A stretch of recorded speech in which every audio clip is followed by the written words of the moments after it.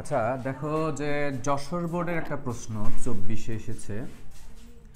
এখানে বলা হচ্ছে তিনটা সংখ্যা দেয়া আছে 5D15।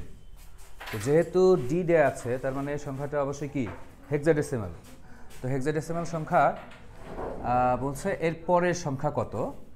তার মানে তোমার হচ্ছে পয়েন্ট কমা দেয়া আছে, মানে হচ্ছে এটা একটা ধারাতে আছে, এই ধারা অনুযায়ী তোমার পরের সংখ্যাটা কত হবে সেটা আমাদের নির্ণয় করতে হবে। তো যেহেতু হেক্সাডেসিমালের ধারা চাওয়া হচ্ছে তাহলে হেক্সাডেসিমালের যোগ করে তোমাকে এটা মানে কনফার্ম করতে হবে। তো সেই ক্ষেত্রে যোগের নিয়মটা কি 16 বা 16 হচ্ছে বেশি হইলে 16 বাদ দিতে হয়, ঠিক আছে। এখন কথা হচ্ছে কত যোগ করব।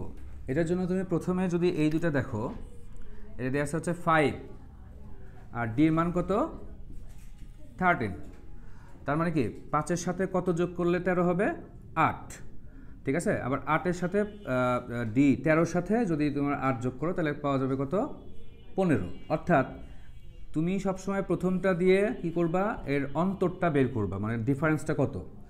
তাহলে ডির মান যেহেতু 13, তাহলে 5-এর সাথে যদি 8 যুক্ত করো তাহলে হবে কত 13। অর্থাৎ এই সংখ্যার পরের সংখ্যা যদি বের করতে চাও তাহলে তোমার এই 15-এর সাথে 8 যোগ করতে হবে।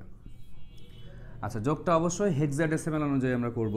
তো হেক্সাডেসিমাল যোগের নিয়ম হচ্ছে 16 বা 16 হচ্ছে বেশি হলে 16 বাদ দিতে হয়।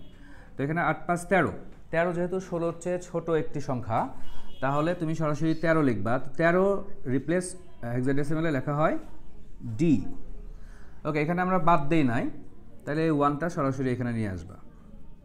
ওকে, তাহলে যদি পরের সংখ্যা এই জাতীয় কোনো তোমার হচ্ছে পরীক্ষায় আসে, তুমি সবসময় দেখবা যে প্রথম দুইটার মধ্যে নির্ণয় করতে পারবা যে ডিফারেন্সটা কত। যেই ডিফারেন্সটা হবে সেটা পরের সংখ্যার সাথে হেক্সাডেসিমাল অনুযায়ী যোগ দিবা, তাহলে তোমাদের মূল মানটা বের হবে 1D, ঠিক আছে। আচ্ছা।